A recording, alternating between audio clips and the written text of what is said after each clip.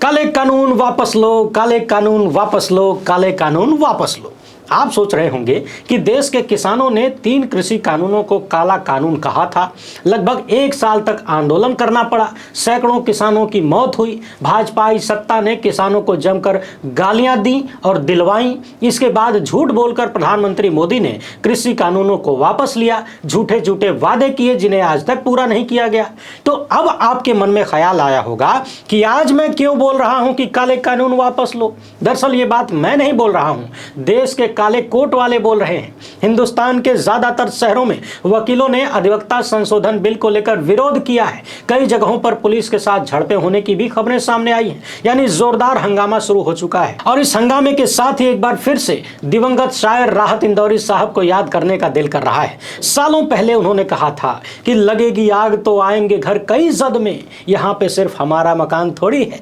वैसे गुजराती जोड़ी के चरित्र को देखकर कहना चाहिए कि लगेगी आग तो आएंगे घर सभी जद में, कोई बचेगा नहीं, यहां तक कि अपना घर भी नहीं बचेगा। तो आइए आज बात करते हैं अधिवक्ता संशोधन बिल की। आखिर क्यों देश भर के वकील इसके खिलाफ सड़कों पर उतर आए हैं और मोदी सत्ता वकीलों से टकराने की हिम्मत क्यों कर रही है। जानेंगे कि किन प्रावधानों से वकील नाराज हैं, आखिर क्यों इसे काला कानून का नाम दिया जा रहा है। इसके साथ ही सवाल यह भी करेंगे कि एक वक्त में देश को दिशा दिखाने वाले भारत के वकील, अंग्रेजों से जंग लड़ने वाले भारत के वकील, भारत की स्वतंत्रता संग्राम में महत्वपूर्ण भूमिका निभाने वाले भारत के वकील अब वकालत को सिर्फ धंधा क्यों बना रखे हैं। आखिर क्यों समाज को दिशा दिखाने वाला अब ज्यादातर मामलों में पेट पालने और आर्थिक रूप से समृद्ध होने, सेटिंग करने, जुगाड़ लगाने और बड़ी से बड़ी कुर्सी पाने का साधन बन गया है। यह मसला बड़ा गंभीर है, चर्चा भी गंभीर होगी और इसे सुनना, जानना, पहचानना हम सबके लिए जरूरी है।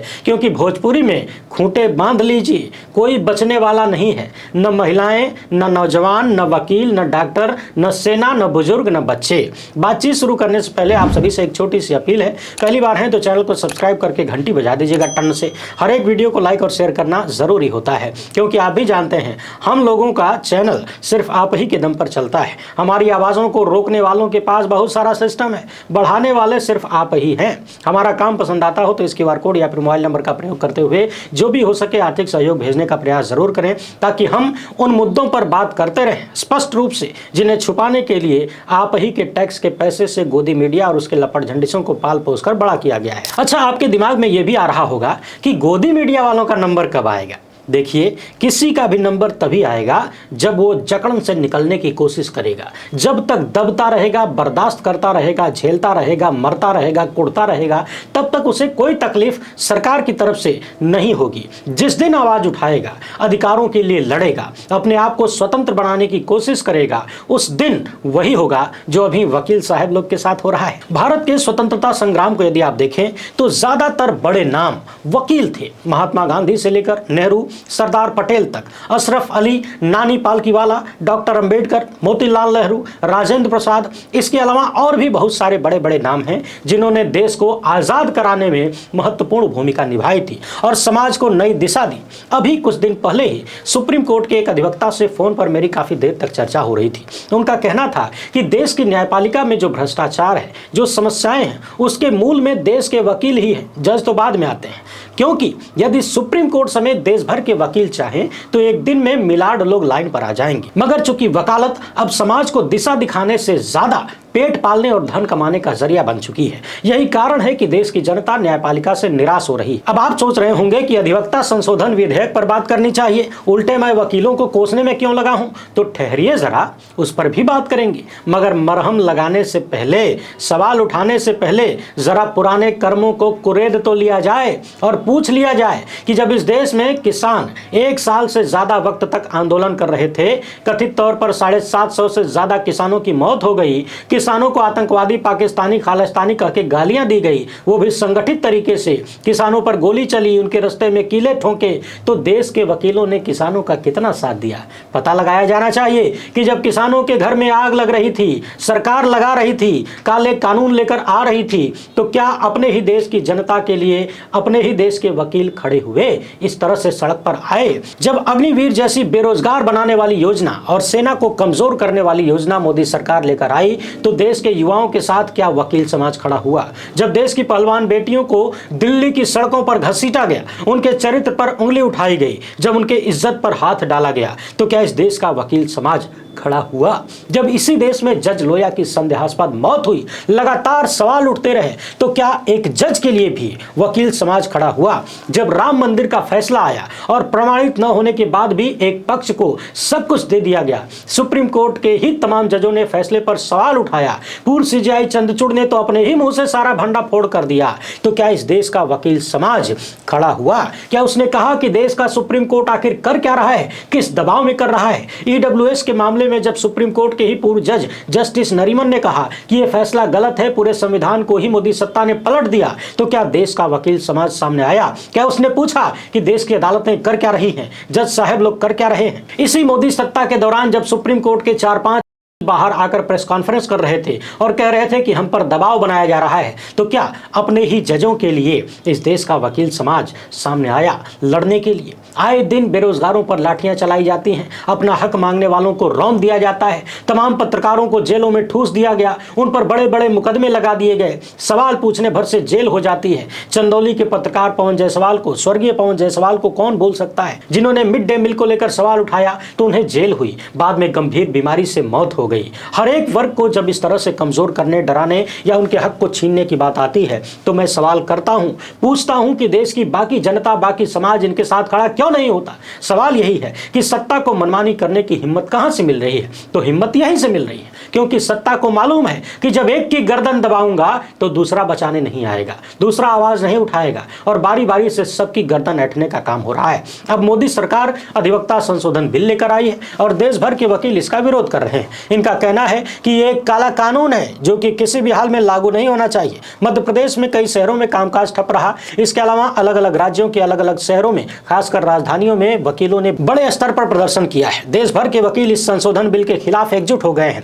इनका कहना है कि यह बिल हमारी स्वतंत्रता और स्वायत्तता के खिलाफ है। अगर ये पारित हो गया तो वकीलों के अधिकार छिन जाएंगे, क्योंकि ये काला कानून है। वकालत के पेशे को समाज में सम्मान की दृष्टि से देखा जाता है। अधिवक्ता संशोधन बिल में ऐसे कई प्रावधान हैं जो वकालत के पेशे की छवि धूमिल कर देंगे। इसके साथ ही इस बिल में वकीलों के लिए एक भी कल्याणकारी योजना नहीं है, इसीलिए इसे वापस लिया जाना चाहिए। लखनऊ के हजरतगंज में वकीलों ने जबरदस्त प्रदर्शन किया। भारी पुलिस बल को तैनात करना पड़ा। पुलिस और वकीलों के बीच धक्का मुक्की भी हो गई। मोदी सत्ता ने वकीलों का हाल ऐसा कर दिया है कि दूसरों को अधिकार दिलाने की लड़ाई लड़ने वाले खुद अपने अधिकारों की रक्षा के लिए सड़क पर उतर आए हैं। अभी 2 दिन पहले ही बार काउंसिल ऑफ इंडिया ने विधि मंत्रालय को पत्र लिखा था और चिंता जाहिर की थी कि अधिवक्ता अधिनियम में प्रस्तावित संशोधन बार काउंसिल की स्वायत्तता को कमजोर कर सकता है। 13 फरवरी को सार्वजनिक टिप्पणी के लिए जारी किए गए संशोधन बिल ने वकीलों को व्यापक स्तर पर आंदोलन करने के लिए मजबूर कर दिया है। बार काउंसिल ऑफ इंडिया के अध्यक्ष मनन कुमार मिश्रा ने एक औपचारिक पत्र में बताया कि अंतिम मसौदे में एक तरफा प्रविष्टियां शामिल की गई हैं और सबसे चिंताजनक बात यह है कि यह सब कुछ करने से पहले कानूनी अधिकारियों से कोई चर्चा नहीं की गई थी। यानी मोदी सरकार ने एक बार फिर से संपूर्ण मनमानी वाला काम किया है। जैसे कृषि कानून लाने से पहले किसानों से चर्चा नहीं, अग्निवीर लाने से पहले सेना के ज्यादातर हिस्सों को मालूम तक नहीं था। खबरें आई कि सेना अधिकारी चौंक गए सुनकर। यानी जिसके लिए कानून बनाया जाता है उससे कोई चर्चा ही नहीं। लोकतंत्र नहीं मानो ठोंकतंत्र चल रहा हो। बार काउंसिल के अध्यक्ष ने कहा कि बिना चर्चा के ये चीजें शामिल की गई हैं जो कि सीधे तौर पर बीसीसीआई की स्वतंत्रता को खतरे में डालती हैं। इन्होंने स्थिति की गंभीरता पर जोर देते हुए कहा कि ये जो बिल है ये बार की स्वायत्तता और स्वतंत्रता की अवधारणा को ही ध्वस्त करने का प्रयास करता है। यानी एकदम आसान भाषा में बताऊं तो देश भर के बार काउंसिल और वकीलों के पूरे सिस्टम को अपने कंट्रोल में करने का जुगाड़ बनाया गया है। कहा जाता है कि जो कड़ी मजबूत होती है उसको बाद में तोड़ा जाता है। तो सवाल है कि क्या समाज की एक मजबूत कड़ी जिसे वकालत कहते हैं, बाकियों को तोड़ने के बाद इसका नंबर आया है? पिछले साल का देश भर के ड्राइवरों का आंदोलन तो आपको याद ही होगा।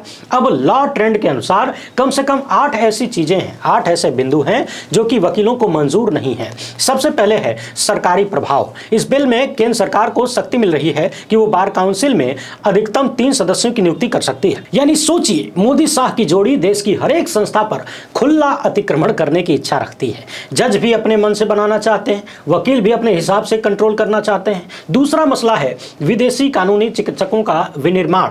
बताया गया है कि नियामक प्राधिकरण को बार काउंसिल से लेकर केंद्र सरकार को ट्रांसफर करने की बात की गई है, जो कि सुप्रीम कोर्ट के निर्देशों का खंडन भी करता है। यह जिम्मेदारी बार काउंसिल को सौंपी गई है, जिसे केंद्र सरकार हथियाना चाहती है। तीसरा मसला है कि केंद्र सरकार बार काउंसिल को बाध्यकारी निर्देश जारी कर सकती है। यानी केंद्र सरकार काउंसिल को ऐसे निर्देश दे सकती है जिन्हें मानने से बार काउंसिल इनकार नहीं कर सकता, मजबूरी में मानना ही पड़ेगा। यानी केंद्र सरकार का पूर्ण कंट्रोल बार काउंसिल पर हो जाएगा। इसके साथ ही नामांकन और शुल्क में भी परिवर्तन संबंधी मामला है। इसे लेकर बार काउंसिल का तर्क है कि इससे मनमाने और भ्रमित करने वाले शुल्क व्यवस्था का निर्माण होगा। एक मसला अधिवक्ता हटाने का प्रावधान भी है। यह विधेयक राज्य रोल से अधिवक्ताओं को हटाने के लिए 3 साल की सजा सीमा निर्धारित करता है, जिसे बार काउंसिल बढ़ाकर 7 साल करने की मांग कर रहा है। यह भी कहा जा रहा है कि इसमें अधिवक्ताओं के लिए कल्याणकारी उपायों की कमी है। बीमा और स्वास्थ्य सेवा सहित अधिवक्ताओं के लिए कोई भी सुरक्षा उपाय नहीं दिया गया है। और सबसे महत्वपूर्ण बात, हड़तालों और बहिष्कारों से निपटने की व्यवस्था। यानी यह बिल अनुचित रूप से हड़ताल और बहिष्कार को कदाचार के रूप में वर्गीकृत करने का प्रयास करता है। यानी इसके अनुसार यह बिल पास होने के बाद वकील साहब लोग हड़ताल नहीं कर पाएंगे, काम का बहिष्कारों नहीं कर पाएंगे। यानी कुल मिलाकर विधि मंत्रालय और अधिवक्ताओं के बीच गंभीर मतभेद की कहानी सामने आ रही है। जबरदस्त विरोध शुरू हो गया है। सीधे सीधे कहें तो कृषि कानून में जैसे आरोप लग रहे थे कि सब कुछ सेठों को सौंपने की साजिश है, उसी तरह से यहां भी बार काउंसिल और अधिवक्ताओं के अधिकारों को छीनकर